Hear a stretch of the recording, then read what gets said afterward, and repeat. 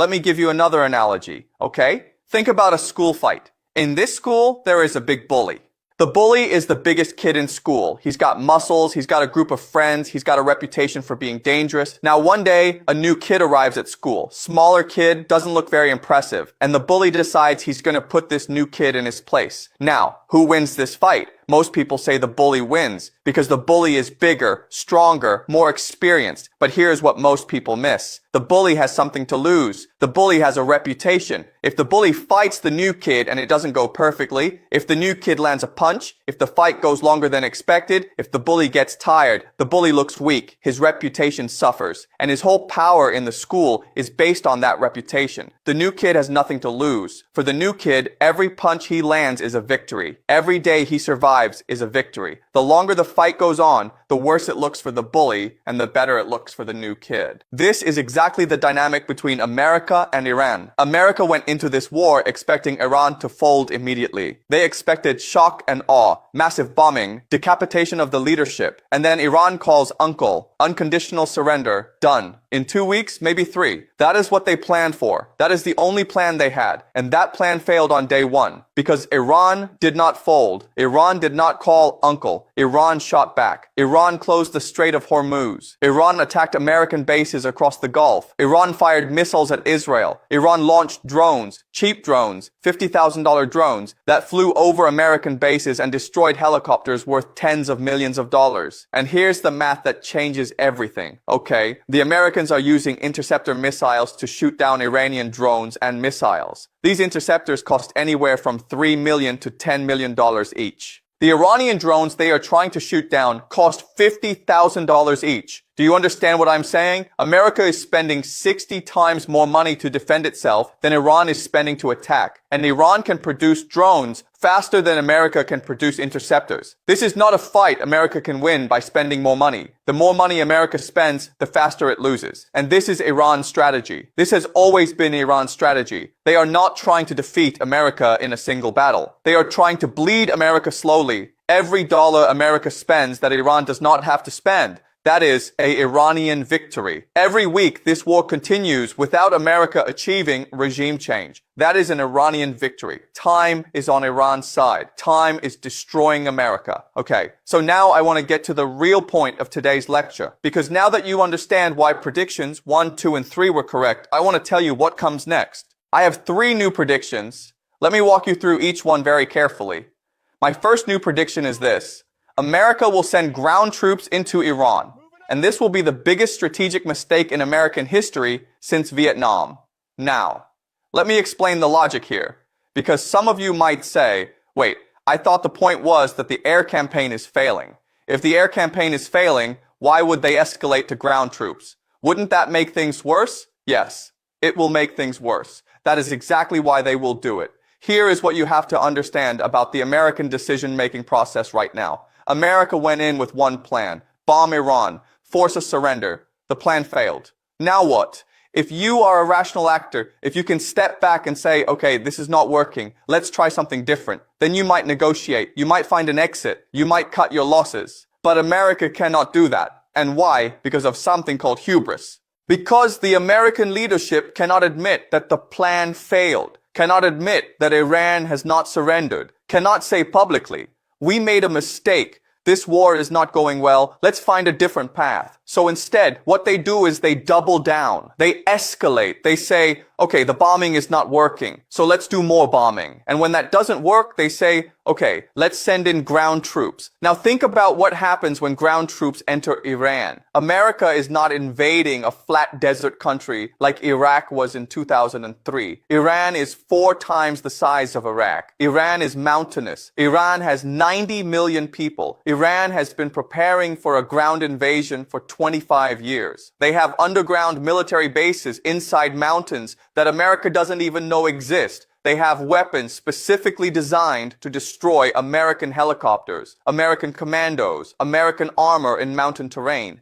And here is the worst part. When America sends ground troops into Iran, it does not only have to fight in Iran, because the moment American boots are on Iranian soil, Iran and its allies, Iraq, Yemen, Hezbollah, can move their forces across the Arabian Peninsula simultaneously. They can threaten Kuwait, Saudi Arabia, Bahrain, Qatar from multiple directions at once. They can move to encircle American forces rather than simply fight them from the front. America will walk into Iran and it will discover that it is surrounded. Okay? My second new prediction is this. This war will cause a political crisis inside America that will be bigger than Vietnam, bigger than Watergate, bigger than anything America has experienced in the last 50 years. Now, let me explain the logic. Right now, only about 40% of Americans support this war. That number will go down, not up, as casualties mount, as the economy worsens, as oil prices rise, as the news gets worse and worse. At the same time, America is already facing massive internal divisions. You have a political system so broken that Congress cannot agree on basic budgets. You have a military that is afraid to report casualties because it fears the political backlash. You have an economy that is being strained by the cost of war. Every day, this war continues costs billions of dollars that America does not have. And here's the structural thing you need to understand. Iran's strategy, their whole strategy, is not just to win on the battlefield. It is to make the cost of this war economically and politically unbearable for America, to crash the stock market, to push oil to $150, $200 a barrel, to create shortages of energy, food, fertilizer, to make ordinary Americans feel the pain of this war in their wallets, in their grocery stores, in their daily lives. And when that happens, when ordinary Americans start feeling real economic pain because of an unpopular war,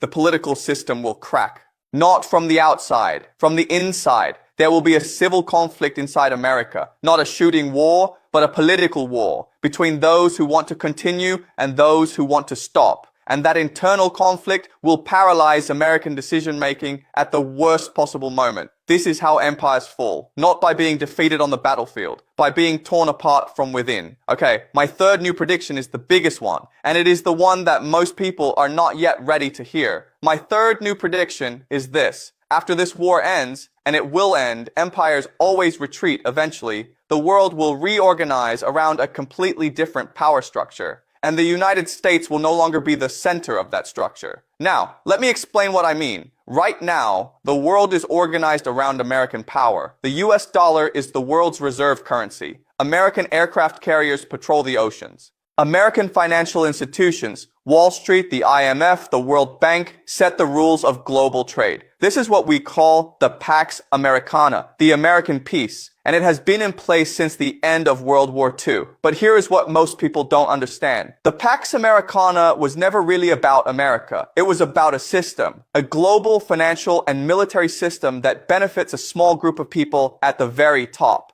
What I call the finance masters, the game masters. These include the big banks, the big asset managers, the people who control trillions of dollars. And for them, what matters is not which country is the empire. What matters is that there is an empire, because they need an empire to provide the muscle, the military force that keeps their system running. And here is the key insight. These finance masters, these game masters, they are looking at the American empire right now and they are seeing a problem. The American empire is becoming unreliable. It starts wars it cannot finish. It spends money on military systems that don't work. It is run by politicians who cannot plan beyond the next news cycle. It is becoming a liability, not an asset. So they are looking for a replacement. And who is the candidate? Who is auditioning to replace America as the muscle of this global system? Israel. Now, before you dismiss this, let me explain the logic, because this is pure game theory, not ideology. Think about it from the perspective of the finance masters. They need an empire. They need an empire that has three things. Unity, meaning the population is committed to the mission, no matter the cost. Capacity, meaning the ability to project military power. And determination, meaning the willingness to make hard decisions and not back down. Does America have these things right now? No. Only 40% support this war. The military is afraid of casualties. The political system is paralyzed. Does Israel have these things? Yes.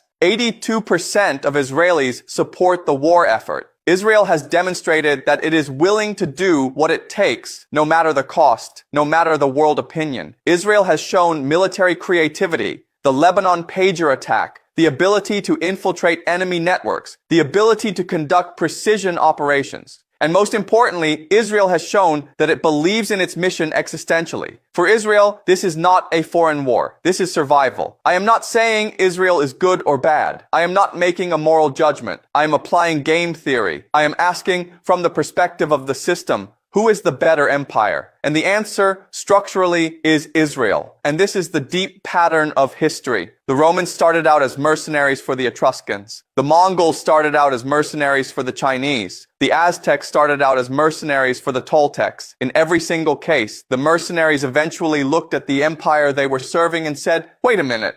We are doing all the fighting. We are taking all the risk. We are getting all the hate. Why are we not the empire? And they took over. Israel is at that exact moment in history right now. And the transition from American empire to what I call Pax Judea, that is what this war is really about. That is the deep structural story that nobody in the mainstream media is talking about. Okay, so let me now bring everything together, because I want to give you the complete picture of what I believe comes next. Phase 1 of what comes next is the ground invasion. America will send troops into Iran. The invasion will initially seem to go well. The mainstream media will report victories. The Pentagon will claim progress. But within weeks, the reality will become clear. The ground invasion will turn into a quagmire. Iran will not collapse. The cost in soldiers, in money, in equipment will mount rapidly. Phase 2 is the economic crisis. As the war drags on, oil will go above $150 a barrel. The stock market will crash.